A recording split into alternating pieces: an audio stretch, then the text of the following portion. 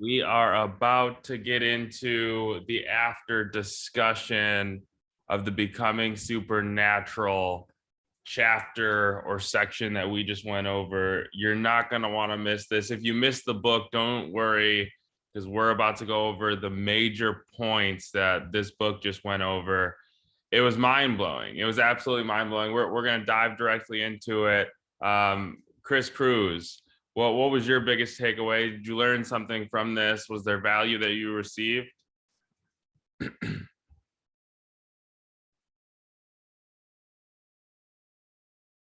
Sorry, I muted everybody just because it was kind of making noise. So if you guys can or can't unmute, that's totally fine. Kyle Paul, you there?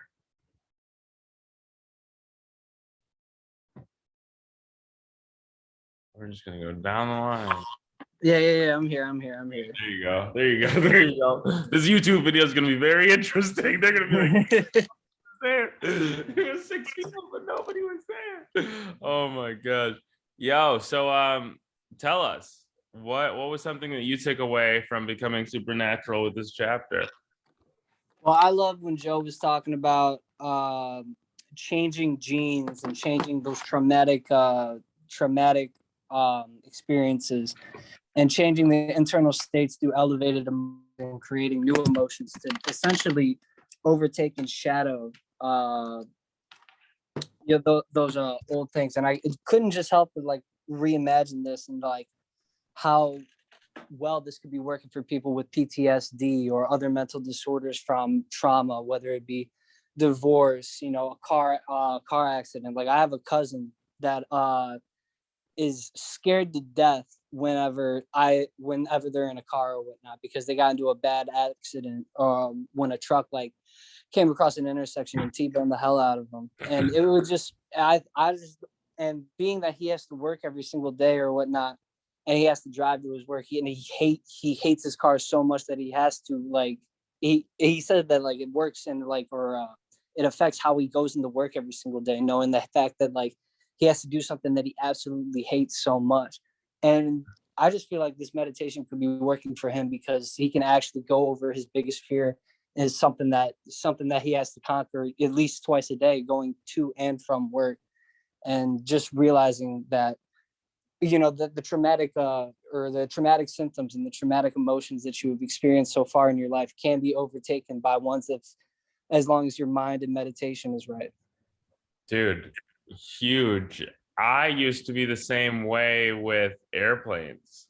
So going to a fucking airport that's right down the street, bro, I would fucking because for me, I'm thinking, dude, that you can't be more out of control than in an airplane.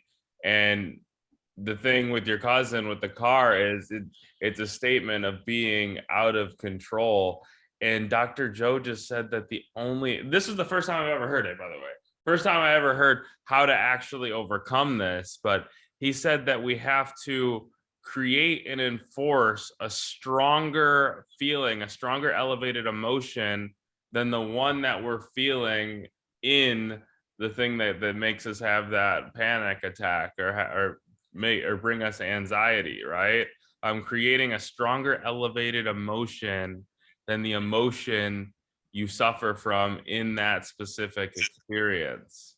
It's interesting because that's when I think about that emotion and I rate it on a scale of 1 to 10, the emotion that circled around my body wasn't even on the scale. It's like a 25 out of 10, bro. Like it just like damn near takes over, right? So I need to create an elevated emotion that breaks the scale that I really and truly feel is already there. It's so interesting to go over and think about, especially I'm happy as shit that you brought that up, dude. I'm extremely happy that you brought that up, and I'm happy that you're here to go over this. Hey, Jesse, you there?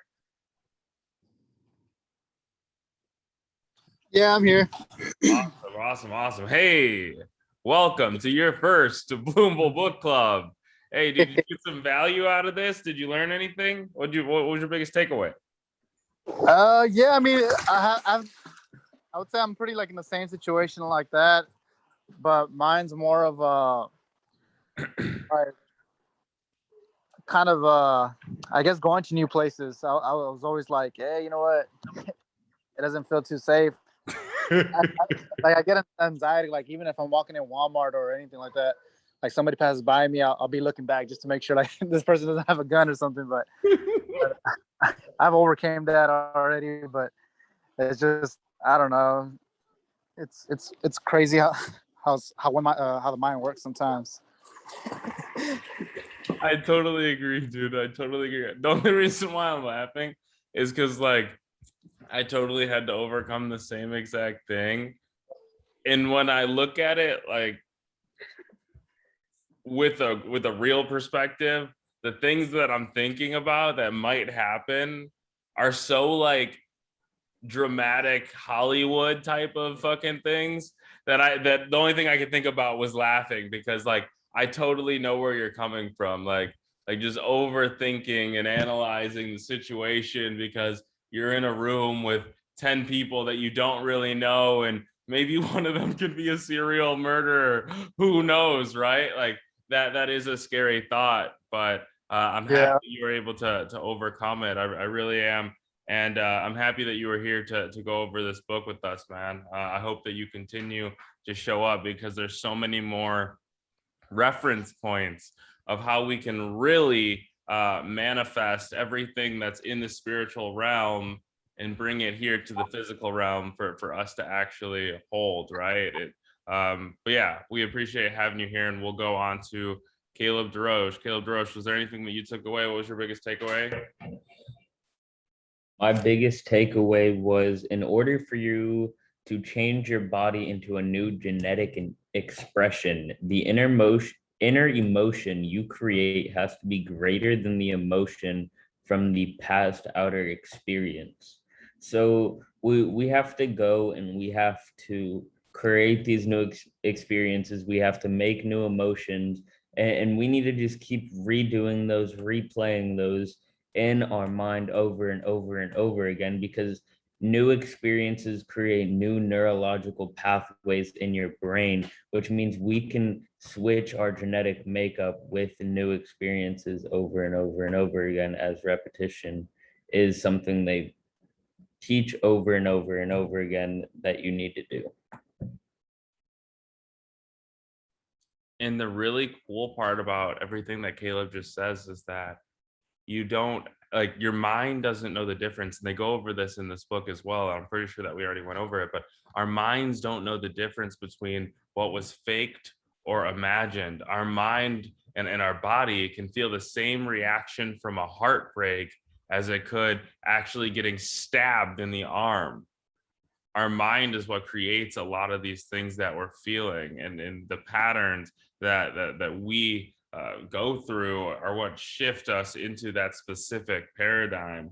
It's so interesting. They started to talk about the idea of infinite combinations of gene variations that can be expressed in those latent genes. We only use 1.5% of our DNA.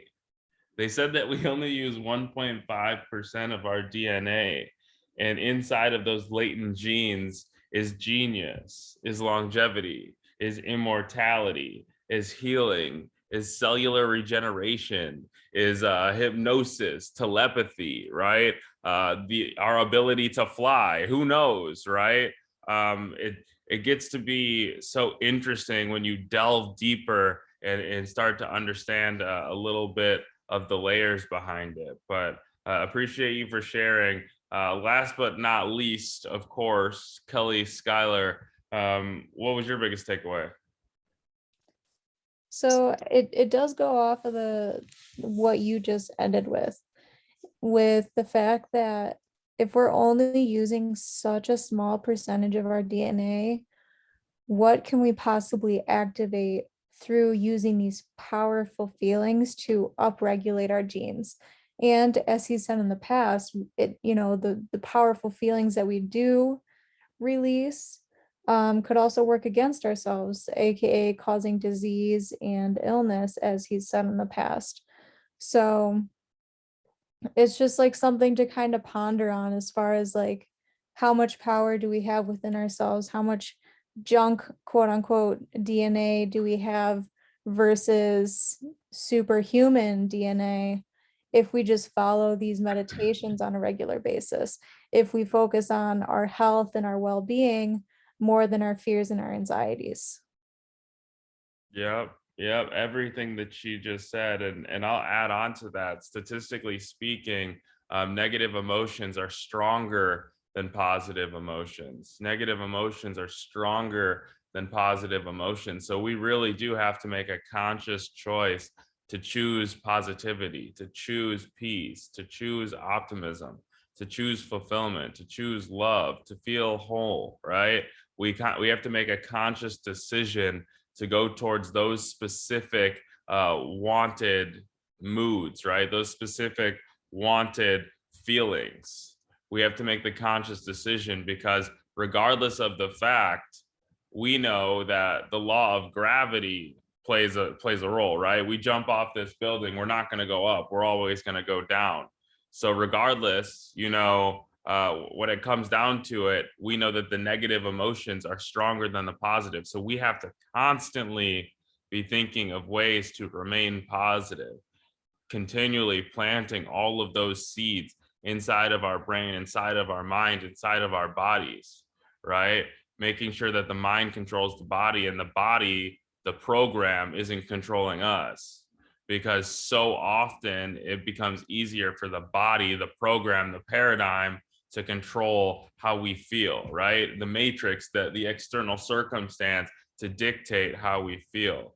But in reality, it should always be that the internal is controlling and dictating how we feel and how we react to specific situations. A knowingness that positive things are coming, a knowingness that everything that we've ever wanted out of life is here right now. And we have to make the conscious decision to feel it here and now.